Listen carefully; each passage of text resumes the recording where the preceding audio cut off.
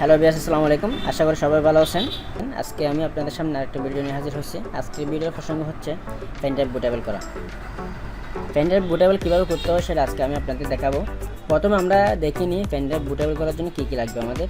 প্রথমে আমাদের যা লাগবে সেটা হচ্ছে প্রথমে একটা পেনড্রাইভ লাগবে। আপনার পেনড্রাইভটা কম্পিউটারের সাথে অ্যাটাচ করে নেবেন।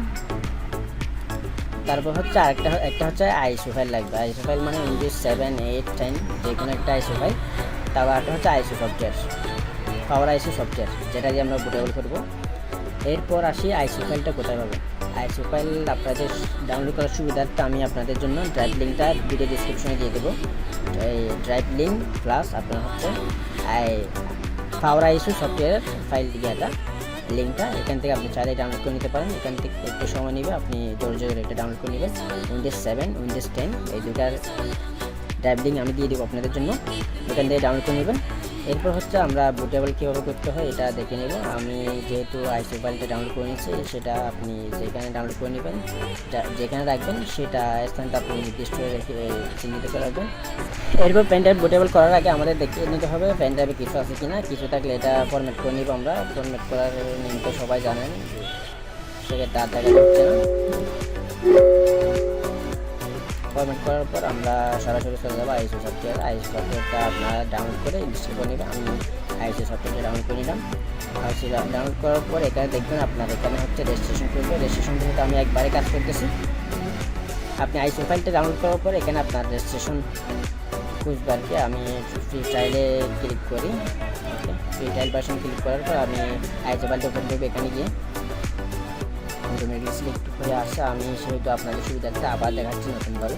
আমি যেটা সবচেয়ে যে ফাইলে রাখছিলাম ওইখানে গিয়ে আপনি ওপেন দেবো। ওপেন দেওয়ার পর এখানে আপনি এখানে শো করার পর এখানে আপনার 100% ওকে হওয়ার পর তারপর দেন আপনি টুলসে যাবেন। টুলসে যাওয়ার পর আপনি এখানে দেখেন এখানে একটা ক্রেড বুটেবল ইউএসবি ড্রাইভ নামের একটা অপশন আছে, ওইখানে ক্লিক করবেন। ওখানে ক্লিক করার পর আপনি ওকে দেবেন। দেন ওকে দেওয়ার পর এরকম একটা ইন্টারফেস আপনার শো করবে। শো করার পর যদি এরকম আসে আপনি এখানে ক্লোজ দিয়ে দেবেন। ওকে, এখানে ক্লোজ দেওয়ার পর আপনি স্টার্টে ক্লিক করবেন। এখানে যেহেতু আপনার ইউএসবি ড্রাইভটা আছে, সেক্ষেত্রে অটোমেটিক কিছু নিয়ে নেবে। এখানে আপনি স্টার্ট দেবেন। স্টার্ট দেওয়ার পর আপনি এখানে কিছুক্ষণ টাইম দেবেন, 5 থেকে 6 মিনিট। 6 মিনিট পর আমি আবার আসতেছি আপনাদের সামনে।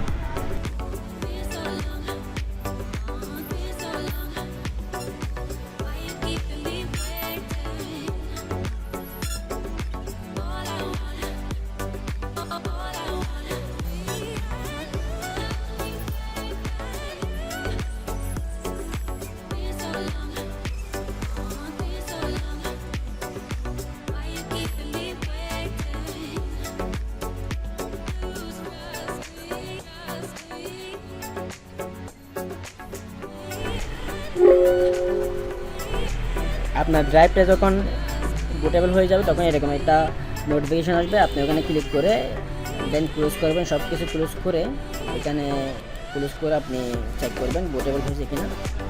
পিসিতে যাবেন। পিসিতে যখন যাবেন তারপর আপনি আপনার কাঙ্ক্ষিত পেনড্রাইভটা দেখতে পাবেন বুটেবল হয়েছে কিনা।